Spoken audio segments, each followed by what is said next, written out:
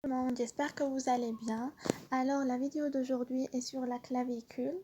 Elle est dédiée surtout aux étudiants de première année médecine, vu que le premier chapitre de l'anatomie est l'ostéologie. Donc vous allez décrire et étudier tous les os qui constituent le squelette humain.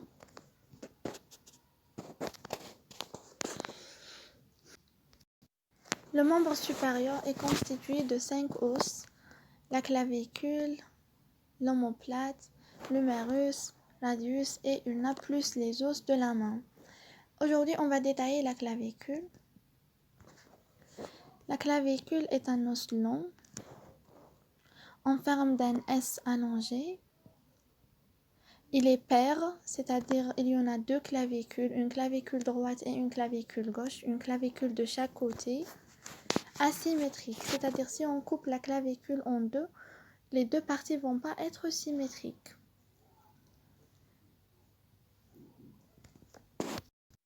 On passe à la mise en place. C'est quoi la mise en place?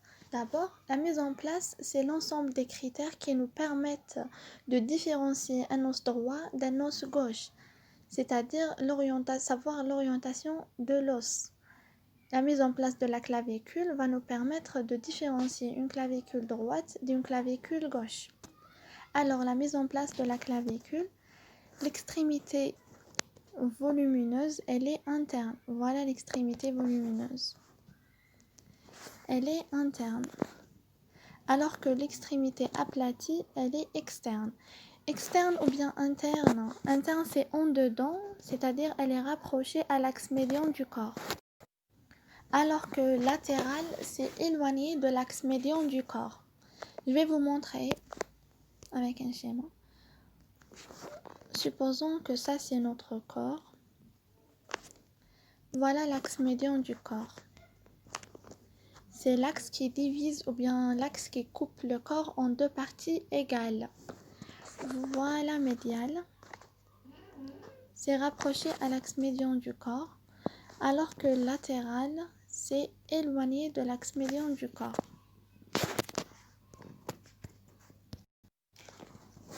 Alors on continue avec la mise en place. Le bord qui présente 2 tiers convexes et un seul tiers concave est antérieur, alors que le bord qui présente 2 tiers concaves avec un tiers convexe est postérieur. Je vais vous expliquer c'est quoi la convexité, c'est quoi la concavité. Voilà le bord antérieur. Ça, c'est la convexité, alors que ça, c'est la concavité. Donc, dans la concavité, on note, c'est comme s'il y a un vide. Voilà. C'est comme s'il y a un vide. Alors, le bord qui présente 2 tiers convexes et un seul tiers concave, il est antérieur, alors que le bord postérieur, c'est l'inverse. Le dernier critère, la face inférieure présente une dépression. On passe à la description. Donc la clavicule comporte deux faces, une face supérieure, une face inférieure. La face inférieure présente une gouttière. Voilà la gouttière.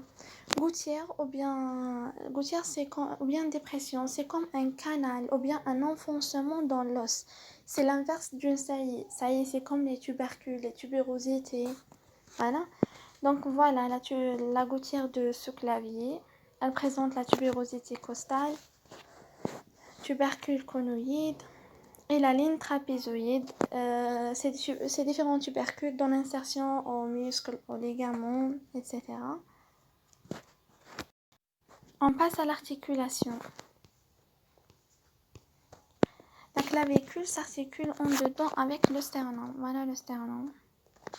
Elle s'articule en dedans, c'est-à-dire interne, voilà. L'articulation interne, elle s'articule avec le sternum. Réalisons l'articulation sternoclaviculaire.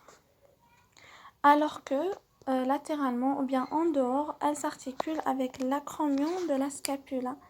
Réalisons l'articulation acromioclaviculaire. C'est quoi scapulaire? Pardon, c'est pas scapulaire. Acromioclaviculaire. Réalisons l'articulation acromioclaviculaire.